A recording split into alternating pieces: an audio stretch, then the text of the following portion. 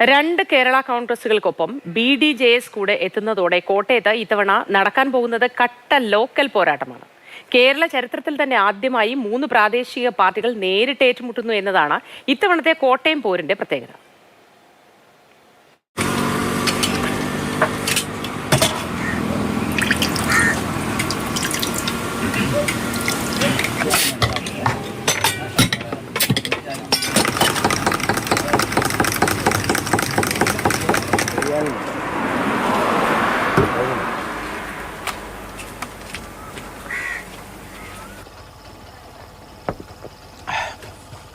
നാട്ടിലാകെ തെരഞ്ഞെടുപ്പ് ചൂടാണ്.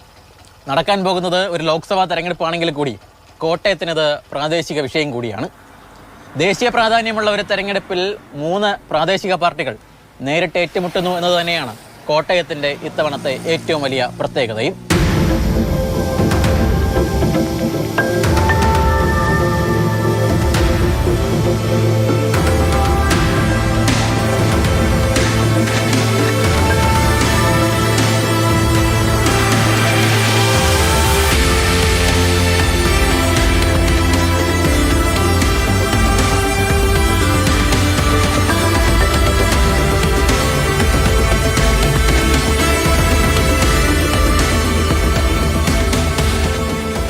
Kerala Congress Mani, Kerala Congress Joseph, BDJS മൂന്നും സംസ്ഥാനത്തിനുള്ളിൽ സ്വാധീനമുള്ള 3 പാർട്ടികൾ.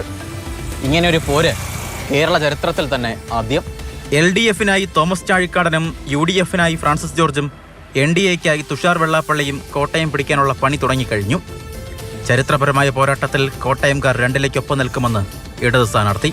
ഞാൻ മത്സരിക്കുന്നത് ചരിത്രപരമായ മത്സരം തന്നെയാണ്. കാരണം 8ാമത്തെ തെരഞ്ഞെടുപ്പിലാണ് ഞാനിപ്പോൾ മത്സരിക്കുന്നത്. 8 തെരഞ്ഞെടുപ്പിൽ ഞാൻ മത്സരിച്ചിരുന്നത് 2 ചിഹ്നത്തിലാണ്. അതേ ചിഹ്നം ഇത്തവണയും ഉണ്ട്, അത് വിജയിക്കുകയും ചെയ്യും. ലോക്കൽ പോരാട്ടമാണെങ്കിലും ദേശീയ വിഷയങ്ങൾ ഉൾപ്പെടെ ചർച്ചയാക്കുകയാണ് UDF. ഞങ്ങളെ സംബന്ധിച്ചിടത്തോളം യാതൊരു ആശങ്കയുമില്ലാതെ, എന്നാൽ ആത്മവിശ്വാസത്തോടു കൂടി കേന്ദ്ര സംസ്ഥാന ഗവൺമെൻറ്റുകളുടെ തെറ്റായിട്ടുള്ള നടപടികൾ, കേന്ദ്രത്തിൻ്റെ കഴിഞ്ഞ 10 വർഷക്കാലത്തെയും കേരളത്തിലെ LDF ഗവൺമെൻറ്റിൻ്റെ കഴിഞ്ഞ 7.5 വർഷക്കാലത്തെയും ഈ പ്രവർത്തനങ്ങളെ ഞങ്ങൾ ജനങ്ങളുടെ മുന്നിലേക്ക് എത്തിക്കുന്നു. ജനങ്ങൾ തീർച്ചയായിട്ടും UDF-നെ അനുഗ്രഹിക്കും, വിജയിപ്പിക്കുമെന്നുള്ള ആത്മവിശ്വാസം ഞങ്ങൾക്കുണ്ട്.